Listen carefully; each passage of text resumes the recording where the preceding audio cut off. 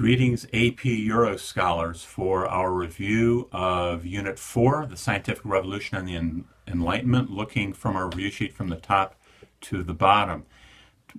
Thomas Hobbes versus John Locke. What you need to know is that both Hobbes and Locke taught that people enter into a social contract in exchange for giving up the freedom that they have in a state of nature in return for security. Namely, they create a government. Now, Hobbes said that the natural state was, famous quote, was poor, solitary, nasty, brutish, and short. But in his book, The Leviathan, he says that when man trades his freedom for this government, that the government is permanent. And Hobbes was a supporter of absolute monarchy.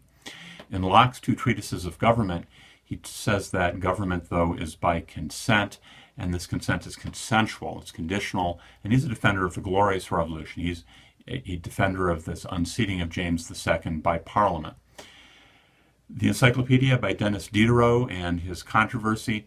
The Encyclopedia is this compendium of this continuing printing of all really known knowledge, and in it assumed religious tolerance and freedom of thought. And this got Diderot in trouble with the government and church. His articles attacked the Catholic establishment, and they challenged Catholic religious beliefs such as miracles and the resurrection. So this is a controversial enterprise. Voltaire, we need to know about him is he's an advocate of freedom of speech, or freedom of religion. He's an advocate of separation of church and state, which is very controversial at this time. Remember his famous quote, "Crush the infamous thing," and he's talking about the Catholic Church. Copernicus and heliocentrism. Remember, Copernicus is the origin here of challenging the dominant Aristotelian and Ptolemaic geocentrism, which had hold of the universities for really centuries up to this time. Women in salons. Rich women in France provided social gathering places for the philosophes to meet. And the philosophes are these philosophers who are advocating social reform in both government and in religion, advocates of progress and science, and noted particularly for their criticism of absolute monarchy. Mary Wollstonecraft, you know her Vindication of the Rights of Women. She is an early sort of a proto-feminist here. She argues for educational opportunities for women. She's probably the most famous woman here during this Enlightenment time period. The Geographer, which is a painting by Jan Vermeer. You know the significance of this painting here. You see signs of Dutch trade, you see signs of Dutch prosperity based upon this trade. In the painting you see maps, you see charts, you see a globe, you see the geographer wearing a Japanese robe. And this shows the prosperity, the education, and the trading prowess of the Dutch. Effects of science and philosophy on religion. As far as Copernicus and Galileo go, know that they're challenging the scriptures here, at least the scriptures as had been understood, that the sun rises and the sun sets. And we know now that the sun isn't moving, it's the earth. But this is challenging both the scriptures and the authority of the church which interpreted those scriptures. And you remember Galileo was brought before the Inquisition by the Catholic Church, but you should also know that Martin Luther and Calvin also were critical of Copernicanism and heliocentrism. Descartes is this idea of mind versus matter, cogito ergo sum, or as some say, cogito ergo sum. Descartes is selling this idea of two realities, that there's two realms of knowledge, that there's faith and that there is the world of matter around us.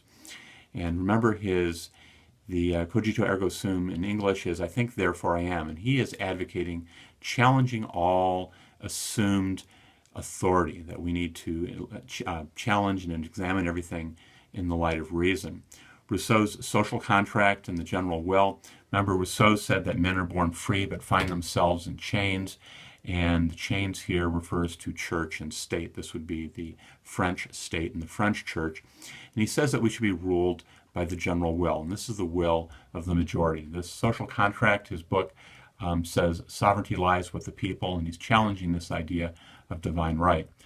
Hobbes and and Locke and the social contract, again, this is a challenging of this idea of divine right that government lies with people who are born free, who are surrendering all of their freedom or part of their freedom and turning this over to the government. Hobbes is saying that the state is permanent, and Locke is saying that the government is conditional, that it is provisional, that it is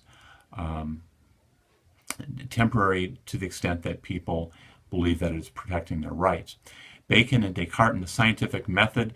The scientific method is really, it's associated with Francis Bacon here. He was an advocate and a practitioner of the scientific method, which said you should have a hypothesis, you should do experiments, you should collect data, and then arrive at a conclusion.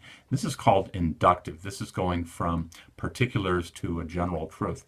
Descartes is deductive, and this is where you start with a general truth and you assume this truth as you examine the world around you. But where they're similar here is both are laying the foundation of rationalism, the use of reason to acquire truth. Newton is famous for formulating the laws of motion, universal gravitation. He contributed to laws of optics and the mathematics of calculus. And what we get out of Newton is that he's presenting the idea of a predictable mechanistic universe which we can decipher through reason. He's advancing the scientific revolution. He's saying that the universe operates mechanistically, predictably, mathematically, scientifically. And one of his influences on religion is this idea of deism, and that is there is a God, there is an origin of all the stuff and motion and science around us, but God is more abstract and impersonal. Sometimes he's called a watchmaker. That he wound things up, then he stepped back and is allowing things to go their own way. The importance of Gutenberg. Gutenberg, remember, is the person who comes up with the printing with the printing, not the printing press, but the printing press where you can move the type around. And what's significant about Gutenberg is that controversial dissent is being propagated through printed books. During the Renaissance, you see challenges to authority through people such as Erasmus, Desiderius Erasmus's In Praise of Folly, which is critical of the corruption and the indulgences in the Catholic Church.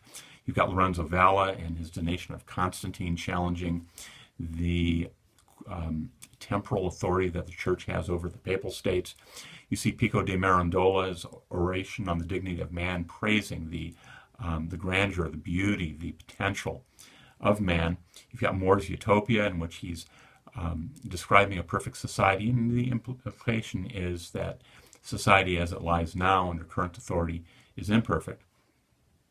But you have this idea in the Renaissance of the dignity of the individual, his potential, and the celebration of the Greeks and the Greeks' contribution to reason.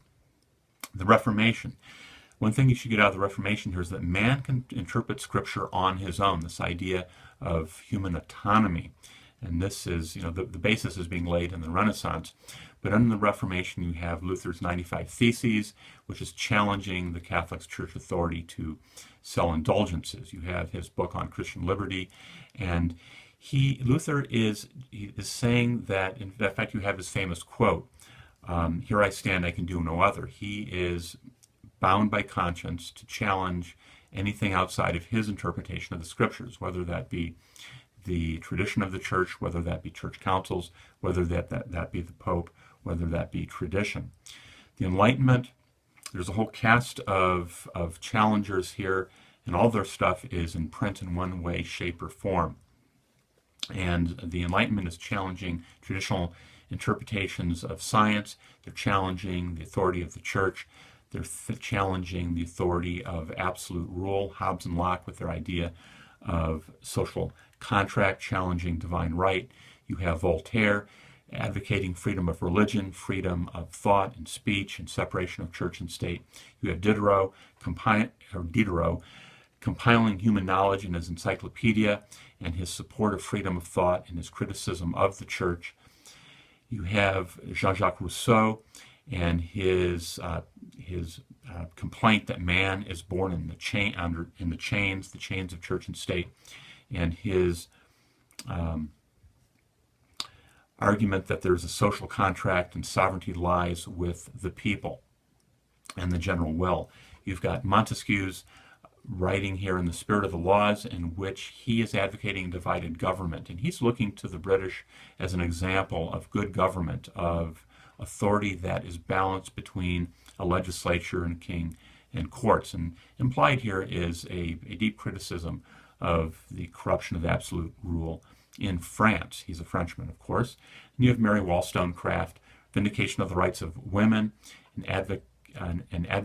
she's advocating educational equality for women. So there is your drive-by review of Unit 4 here, the Scientific Revolution and the Enlightenment.